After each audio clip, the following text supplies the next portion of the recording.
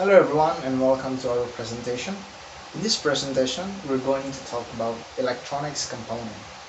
But before we get started, let us introduce ourselves. Hello, my name is Aziel Godwin. My name is Nathanael Adrien. My name is Yohanes Stefanus and we are from Electrical Engineering Department. And now, let's begin this presentation with the definition of electronics component. Do you have a smartphone or any electronic devices? Have you ever seen inside the electronic devices? If you have, you probably have seen electronics components, which are embedded in electronic circuits.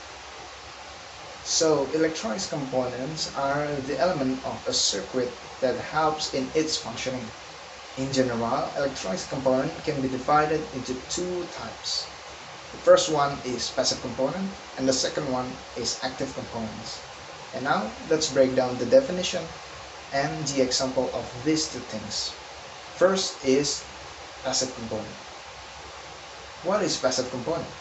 Passive component are those components that have a fixed number of variables and they do not depend on the source of electricity. So in a nutshell, passive components do not require an external power input to perform optimally. The example of passive components are resistor. What is resistor? A resistor is a passive two-terminal electrical component that implements electrical resistance as a circuit element. So the function of resistor is, in an electronic circuit, the resistors are used to reduce current flow, adjust signal levels, to divide voltage, and terminate transmission lines, among others. So the second examples of passive components is capacitor. What is capacitor? Capacitor is a device for storing electrical energy. It consists of two conductors in close proximity and insulated from each other. The insulating layer between capacitors plates is commonly called the dielectric.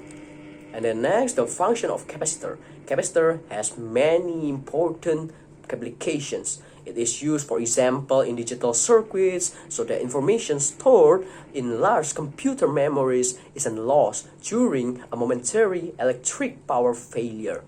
The electric energy stored in such capacitors maintains the information during the temporary loss of power. And capacitors plays an even more important role as filters to divert electric signals and thereby prevent damage to sensitive components and circuits caused by electric surge. So this is inductor.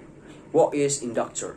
As you can see on the PowerPoint, the inductor is a coil of wire around a central core that can consist of a variety of materials. Inductors are used in several applications. First, filter. So, inductors are used too often with resistors and capacitors to create filters for analog circuits and in signal processing. The second one is sensor. Inductors are used to magnetic field from a distance. Inductive sensors are widely used at traffic light intersections. And the third one is transformer. So the combination of inductors are used to make smaller and lightweight transformer. Fourth, motor.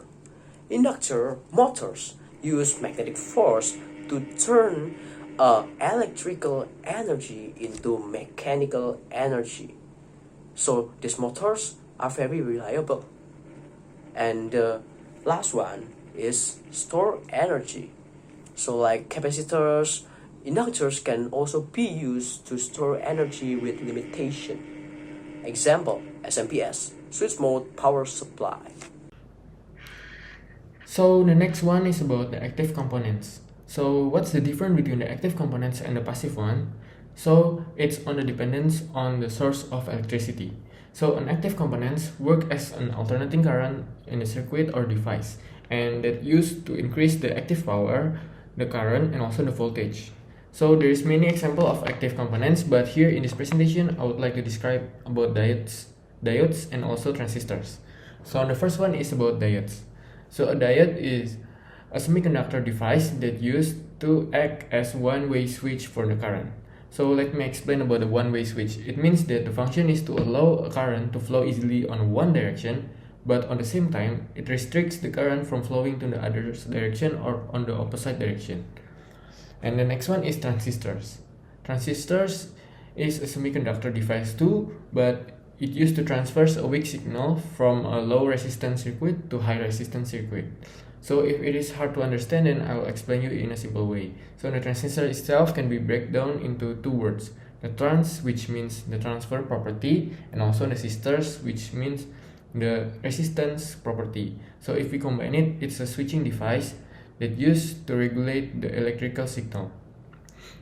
Okay, next one is the type of the transistor. So there's the NPN and also the PNP. What's the difference? The difference is on the turning on time. So the time for the NPN to turn on is when the flow of the current is from the collector to the emitter, where the PNP is when the flow of the current is from the emitter to the collector, so it works in the opposite direction. So that's all about the explanation, and these are our references to make this presentation and also this PowerPoint. And thank you for listening to our presentation. Hope you enjoy, and don't forget to like and subscribe.